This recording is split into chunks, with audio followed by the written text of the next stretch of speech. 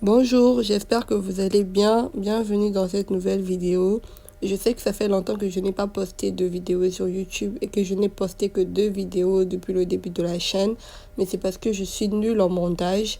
Mais je vais essayer d'être régulière ici sur YouTube et de poster 2 vidéos par semaine si possible.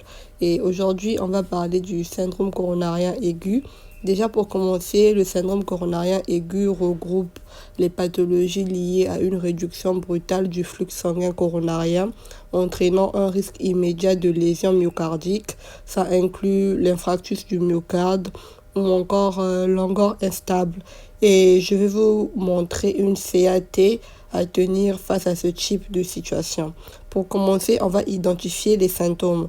Les symptômes classiques incluent une douleur thoracique intense et prolongée, plus de 20 minutes, rétrosternal, irradiant dans le bras gauche, la mâchoire ou le dos. On a aussi la dyspnée, les sueurs, les nausées, parfois la syncope, ou encore l'anxiété et la sensation de mort imminente. Et ça, c'était pour l'identification des symptômes. Et après ça, on a le deuxième point, qui sont les premiers gestes et l'évaluation initiale, où on aura un interrogatoire rapide. Dans l'interrogatoire rapide, on va s'intéresser aux antécédents cardiovasculaires, les facteurs de risque, la durée et le type de douleur.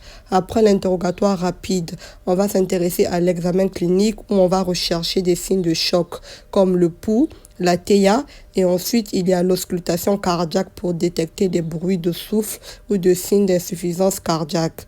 Et après l'examen clinique, il faudra réaliser un ECG.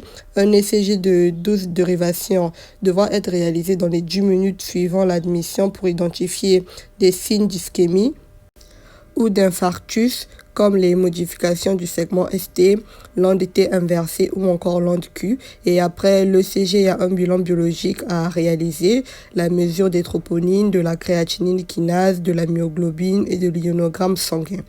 Et ça, c'était donc pour les premiers gestes et l'évaluation initiale. Ensuite, on passe à la prise en charge immédiate.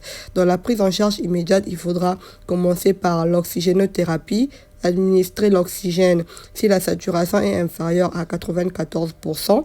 Ensuite, les anti-agrégants plaquettaires comme l'acide acétylsalicylique, l'aspirine à haute dose, 160 à 300 mg, et le clopidogrel en cas de suspicion de syndrome coronarien ST+, ou de syndrome coronarien sans sus-décalage du ST.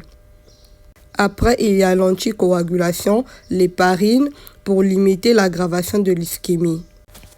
Après les anticoagulants, on passe aux antalgiques, la morphine pour soulager la douleur et réduire l'anxiété en évitant l'hypotension sévère. Après les antalgiques, on passe aux nitrates qui seront utilisés si la pression artérielle est stable pour soulager la douleur thoracique en cas de syndrome coronarien aigu sans sous-décalage du ST.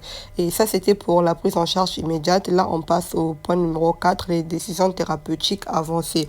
Si on est devant un syndrome coronarien aigu avec sous-décalage du ST, STEMI, on va faire la revascularisation rapide, la thrombolyse ou la coronographie avec angioplastie si possible, et elle devra être réalisée dans les 90 minutes suivant le premier contact médical. Si on est face à un syndrome coronarien aigu sans sous-décalage du ST, NSTEMI, on va faire la coronographie. Elle sera réalisée dans les 48 heures suivant l'admission. Le traitement médical inclut donc une injection antithrombotique agressive, aspirine, clopidogrel et héparine. Au point numéro 5, on a la surveillance après la prise en charge. Ici, il faudra une surveillance en unité de soins intensifs cardiologiques. Il faudra aussi une évaluation de la fonction cardiaque, comme l'échographie pour évaluer la fonction ventriculaire gauche. Ensuite, une prévention secondaire, les statines, les bêta-bloquants, les IEC-ARA2 pour prévenir les récidives d'événements coronariens. C'est tout pour la surveillance. En conclusion, le syndrome coronarien aigu est une urgence vitale nécessitant une prise en charge rapide et coordonnée. Les premières heures sont cruciales pour éviter notamment les complications graves comme la mort ou une insuffisance cardiaque sévère. Une revascularisation précoce et une gestion antithrombotique agressive sont les clés pour améliorer les chances de survie et la qualité de vie du patient. Merci. Et dites-moi comment vous trouvez la vidéo ou les sujets sur lesquels vous voulez que je fasse des vidéos.